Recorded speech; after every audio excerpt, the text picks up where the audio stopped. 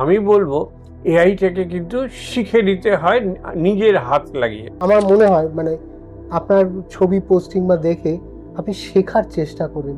Human and AI একসঙ্গে যদি কাজ না করে তাহলে কিন্তু প্রকৃত আউটপুট কিন্তু হবে না। স্যার মানে একটু ব্যক্তিগত লাইফে আমি একবার ঢুকি। আমরা আজকাল লং ডিভিশন করতে ছেলেমেয়েরা জানে না। এই এআই টেকনোলজিটা আপনি যে মানে এইটাকে নিয়ে আপনি আবার কাজ শুরু করবেন, এই এনার্জিটা কোথা থেকে পেলেন? পৃথিবী এক্সপার্টকে সম্মান করেন।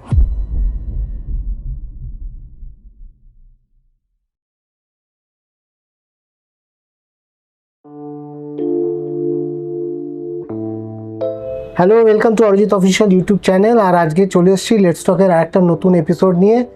আর আজকে একজন স্পেশাল গেস্ট রয়েছে, আমাদের স্যারকে আমার সব ইভেন্টেই দেখা যায়। স্যার আমাকে সবসময় অ্যাপ্রিসিয়েট করে, পাশে থাকে।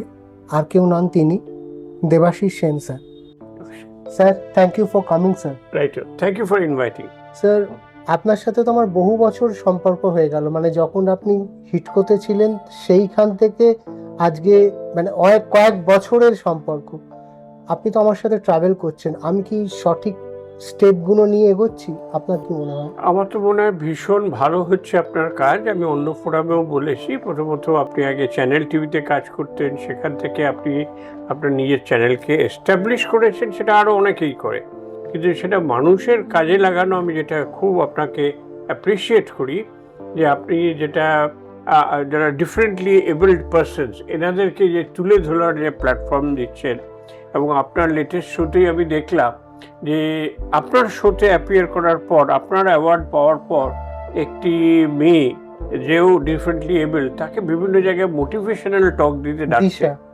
হ্যাঁ, নামটা আমার মনে নেই, কিন্তু I think this is absolutely মানে you have earned the respect of the humanity.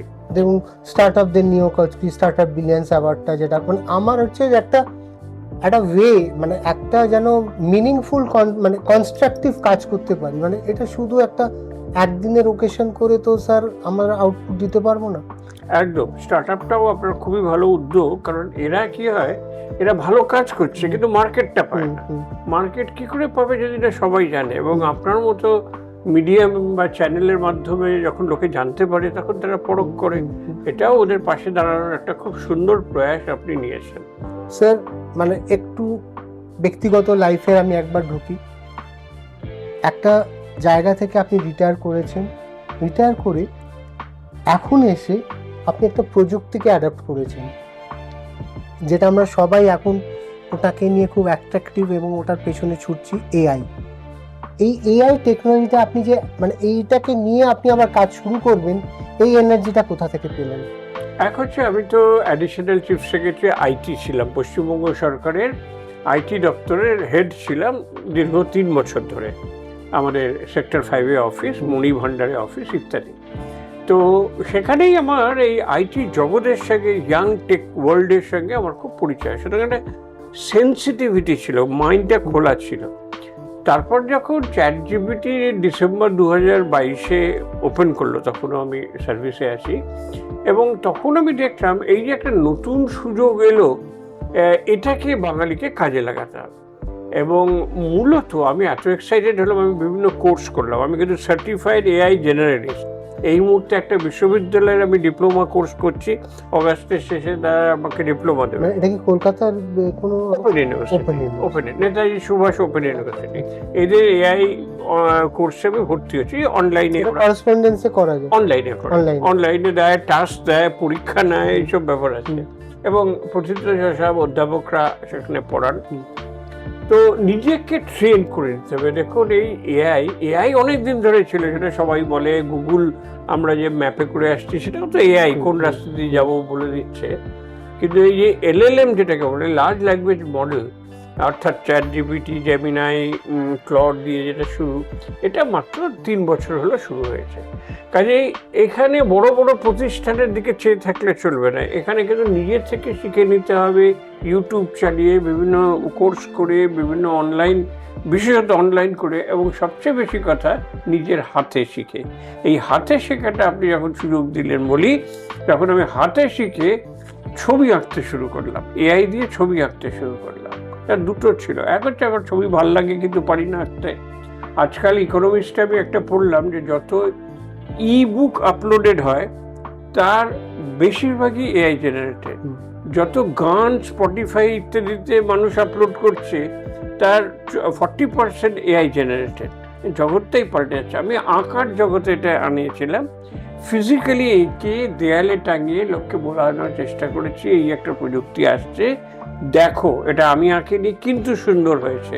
আমি 10টা এক্সিবিশন করেছি, একাডেমি অফ ফাইন আর্ট, তারপর গগনেন্দ্র আর্ট লাইব্রেরি এবং বিভিন্ন জায়গায়, এবং সেখানে আমি প্রদর্শনী খুব সিরিয়াসলি লোকে নিয়েছে।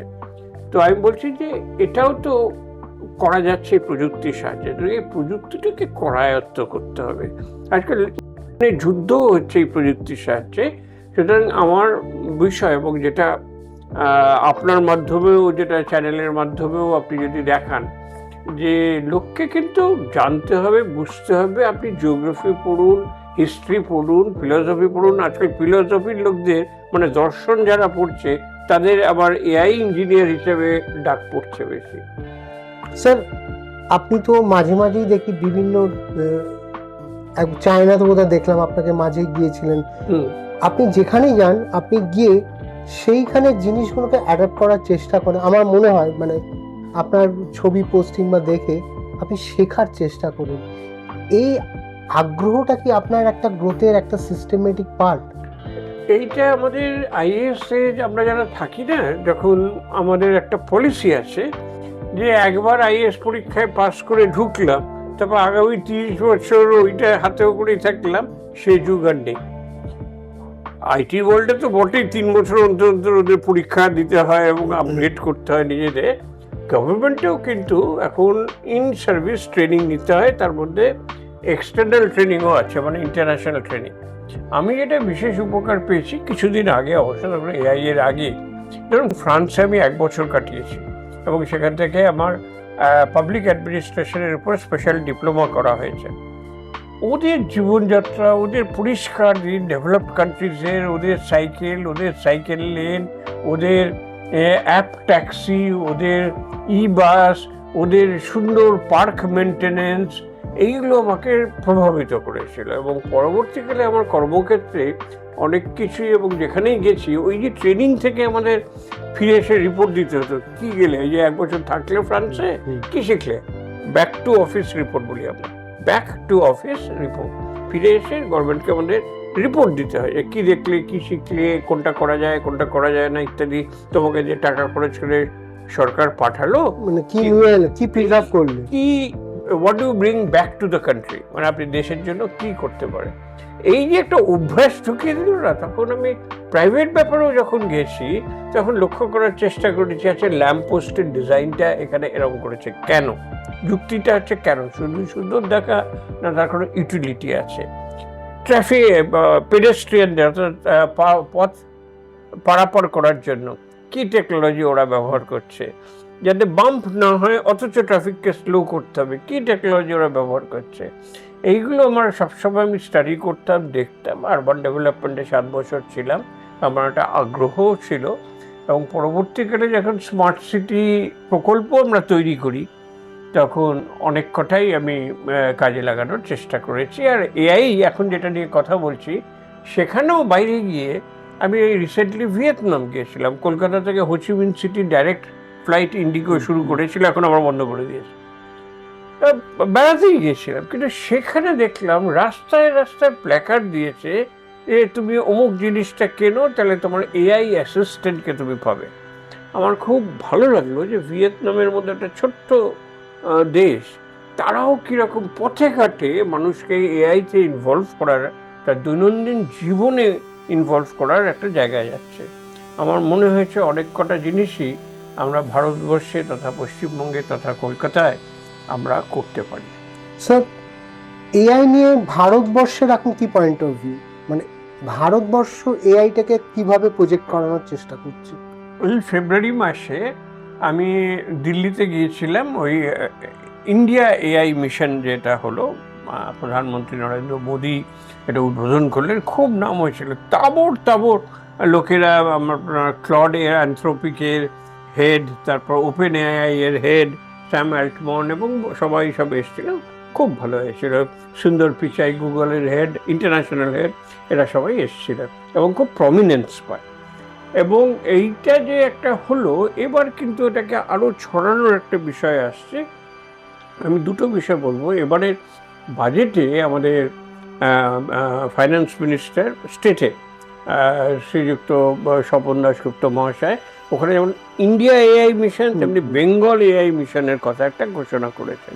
আমার মনে হয় এই পলিসি কিন্তু প্রচুর হেল্প করবে, যে বিভিন্ন লোক যে এআই নিয়ে কাজ করছে তাদের সঙ্গে সংগঠিত করে সরকারের একটা পুশ লাগে, একটা কোঅর্ডিনেশন লাগে। সবাই নিজের নিজের ঘরে, নিজের নিজের ল্যাবরেটরিতে অনেক কিছু করছে। এটা এখন স্ট্রাকচারাল গভর্নমেন্টে যেটা ব্যাকিং ফ্রেমওয়ার্ক করে দিলে এই মিশন, এটা একটা খুব ভালো দিকে এগোচ্ছে, ব্যবহারিক দিকে। আরেকটা কন্ট্রোভার্সি খানিকটা উঠছে। একটা পক্ষ কিছুদিন অবধি বলতো যে ও তো গুগল আছে, জেমিনাই আছে, ভারতবর্ষের এত টাকা খরচ করে ফান্ডামেন্টাল এআই করার কি দরকার।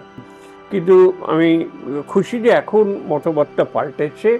এখন সার্ভাম ইত্যাদি ফান্ডামেন্টাল ইন্ডিয়ার এআই, চায়না করেছে ডিপসিক বলে এআই চালাতে গেলে টোকেনের খরচ অলরেডি কমার্শিয়াল ইনস্টিটিউট থেকে ওরা নিচ্ছে।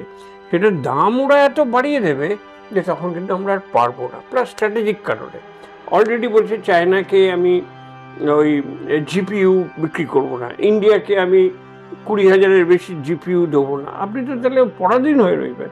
আপনার নিজের ফান্ডামেন্টাল স্ট্রেংথ থাকা উচিত। এটা পরিকাঠামোগত, আমরা যেমন স্টিল, রেল ইত্যাদি আমরা উৎপাদন করি, তেমনি এআই এর ক্ষেত্রেও ওই চ্যাট জিপিটির উপর বসে থাকলে হবে না। নিজস্বতা ভারতবর্ষের নিজস্ব স্ট্রাকচারের মধ্যে ইনভলভ হতে হবে। একদম বেসিক ফাউন্ডেশনাল মডেল বলে, এই ফাউন্ডেশনাল মডেল তৈরি করতে হবে। সুখের কথা, আমাদের বিভিন্ন আইআইটি এবং অন্যান্যরা সরকারের সঙ্গে মিলেমিশে এটা করার চেষ্টা করছে। স্যার, এইটা যেমনি ধরুন একটা যে কোনো অ্যাডাপ্টেশন, সেটা তো আমার মনে হয় একদম স্কুল থেকে, মানে একদম যেখান থেকে একটা বাচ্চা স্কুলে যাচ্ছে তার সেই সেন্সটা তৈরি হচ্ছে। এবং এখন তো সবাই, মানে একটা অ্যান্ড্রয়েড ফোন সবার হাতে, স্মার্টফোন সবার হাতে। এই এডুকেশনটা কি স্কুল থেকেই এআই মধ্যে আস্তে আস্তে পড়ানো বা ইনভলভমেন্ট, হোয়াট ইজ এআই, মানে এই ধারণাটা কি ইনকর্পোরেট করা উচিত? একেবারে আপনার সঙ্গে একদম একমত। এবং সুখের কথা, অনেক স্কুলেই কিন্তু প্রাইমারি সেকশনের পর থেকে এআই কোর্স ইন্ট্রোডিউস করে দিচ্ছে। আমি এটা জানি যে কেউ কেউ বলছে এনজিওরা খুলছে যে আমরা স্টুডেন্টদের পড়াবো কি তারা নিজেরাই অনেক কিছু জানে। আমার যেটা মনে হয় একটা রিজন, এটা প্রথমত এই বিষয়ে কোনো দ্বিমত নেই, স্কুল লেভেলে, কলেজ লেভেলে, ইউনিভার্সিটি লেভেলে, এবং একটা মাইনর প্রোগ্রামিং, পাইথনটা সবচেয়ে বেশি লাগে এআই এর ক্ষেত্রে। একটা পাইথনের জ্ঞান থাকলে কিন্তু এমপ্লয়াবিলিটিও বেড়ে যায়। আজকাল তো সব কিছুতে এআই, শুধু টুল ইউজ করা চ্যাট জিপিটিতে সবাই পারে, কিন্তু একটা অ্যাপস বানিয়ে দেওয়া। এবং সে সবচেয়ে বড় কথা, প্রসঙ্গত মনে পড়লো, হিউম্যান ইন দ্য লুপ বলে একটা কনসেপ্ট এসছে। ধরুন আপনার একটা ইমেল, আজকাল জেমিনাই থাকলে একটা ফরওয়ার্ড স্ল্যাশ দিলেই একটা ইমেলের উত্তরটাও রেডি করে দেবে। কিন্তু আমার প্রশ্ন, আপনি কি সেন্ড বাটনটা টিপবেন না পড়ে? কি লিখেছে না লিখেছে, হয়তো আপনার বসের কাছে একটা ছুটির আবেদন করছেন, ও উল্টোপাল্টা কিছু লিখে দিয়েছে। তো সুতরাং একবার চোখ দিয়ে দেখে নিতে হবে, তারপর আপনি সেন্ড করুন। একটু 19-20 চেঞ্জ করতে হলে করুন। এই যে এআই যাই করুক না কেন, ফাইনাল ফর্মটা একবার মানুষকে দেখে নিতে হবে, এই এক্সপার্টাইজটা। এবং তার জন্য যদি কিছু চেঞ্জ করতে হয়, সেই চেঞ্জ করার এবিলিটিটা, এইটা কিন্তু ভীষণ এখন কাজে লাগবে। Human in the loop, AI সবই করে দিতে পারে, কিন্তু তার উপর নির্ভরতাটা মানুষকেই চেক করতে হবে। এই যে ধরুন স্যার, মানে এআই নিয়ে আসলে কিছু মানুষ যেমনি সাংঘাতিক অ্যাপ্রিসিয়েট করে, আবার কিছু মানুষ বলে এটা একটা ক্ষতি হচ্ছে, আমাদের ব্রেনটা কাজ করছে না, ফাংশন করতে দিচ্ছে না, অনেকের চাকরি চলে যাচ্ছে। আপনার মানে পয়েন্ট অফ ভিউটা কি? মানে এটা কি, মানে কথাটার মধ্যে যুক্তি আছে, এই যে আমি এআই আর্ট করি, সে আর্ট করছে কি করে? যত কোটি কোটি আর্ট ইন্টারনেটে আছে সেটা থেকে দেখে করছে। আমি যদি বলি এখন রবীন্দ্রনাথের মতো আমার একটা স্টাইলে একটা কবিতা লিখে দাও, সে কিন্তু লিখে দেবে, কিন্তু সেটা কি অরিজিনাল হলো? 1 নম্বর। 2 নম্বর হচ্ছে প্রচুর মানুষ আর্টিস্ট যাদের অরিজিনালিটি দরকার নেই, ব্র্যান্ডিং, ডিজিটাল মার্কেটিং সব কিছু কিন্তু এআই করে নিচ্ছে। আমেরিকাতে পর্যন্ত হলিউড মুভির ক্ষেত্রে সে বয়স কমে দিচ্ছে নায়ক নায়িকার, মানে কথা চেঞ্জ করে দিচ্ছে, তাতে লোকে ভাবছে যে আমাদের কী হবে। এটা একটা সমস্যা, এটা মানতে হবে। কিন্তু আমার কথা হচ্ছে যে ইলেকট্রিসিটি আসার মতো যে বিপ্লব এআই বলে, ধরুন ইলেকট্রিসিটি যখন ছিল না, আমরা মোমবাতি জ্বালিয়ে নিশ্চয়ই চলতাম ইত্যাদি, ভাবার বেশি দরকার হয় না।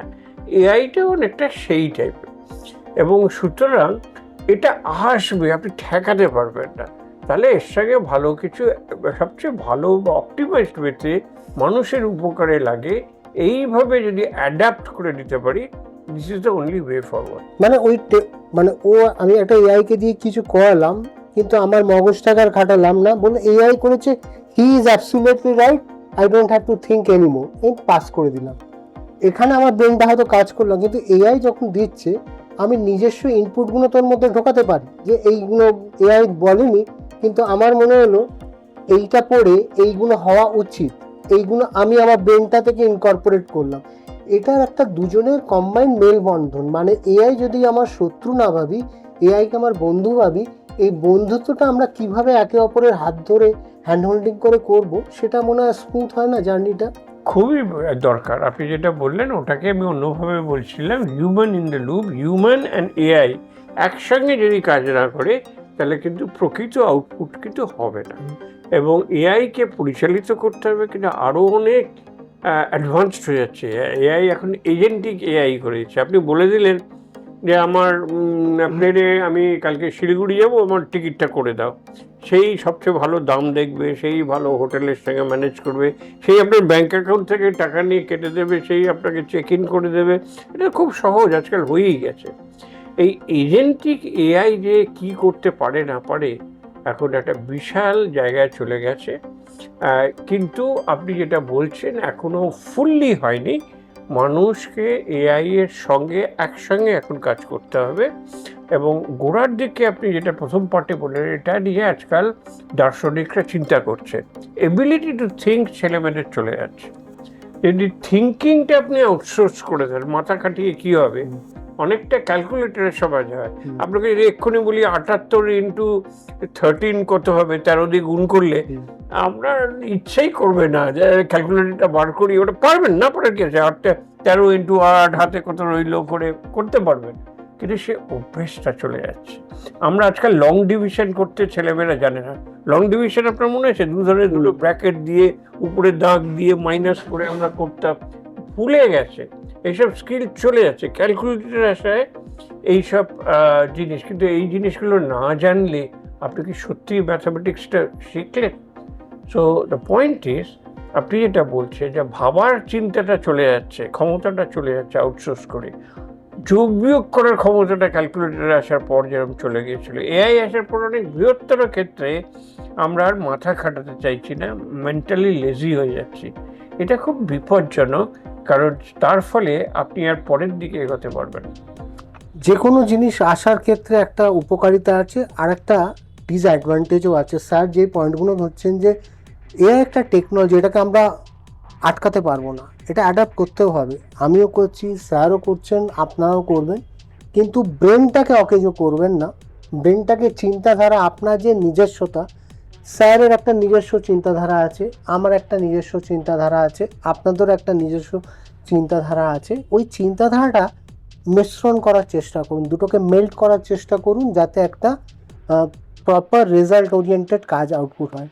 Sir, thank you so much সময় দেওয়ার জন্য। স্যার, আমি এপিসোডটা শেষ করব, এই নতুন প্রজন্মকে এআই নিয়ে যারা এখনও ভাবছে কি করব, কোনো যদি একটা মেসেজ কনভে করেন, সেটা দিয়ে এপিসোডটা আমি এন্ড করতে চাই। আমি বলবো এআইটাকে কিন্তু শিখে নিতে হয় নিজের হাত লাগিয়ে। নিজের হাত মানে ল্যাপটপে বা মোবাইলে ইউজ করে বিভিন্ন টুলস বেরিয়ে গেছে, কেউ শেখাবে না। পৃথিবীতে একটা লোক নেই যে বলতে পারে সমস্ত এআই টুলস আমি রপ্ত করে নিয়েছি, সম্ভবই না। দিনে প্রায় 100টা করে নতুন টুল বেরোচ্ছে। তাহলে কি তোমাকে বেছে নিতে হবে একটা দুটো টুল, সেখানে তোমাকে পারদর্শী হতে হবে। পৃথিবী এক্সপার্টকে সম্মান করেন। যদি বলি যে মিড জার্নি ভার্সন 5-এ তুমি সবচেয়ে ভালো, তাহলে কিন্তু একটা জায়গায় পৌঁছাবে। পয়েন্ট ইজ নিজের হাতে টুলগুলো ব্যবহার করার চেষ্টা করো, আর যদি পারো তো পাইথনটাকে শিখে নাও। Thank you so much. Thank you sir, আজকে সময় দেওয়ার জন্য, এই নলেজটা সবার সাথে শেয়ার করার জন্যে।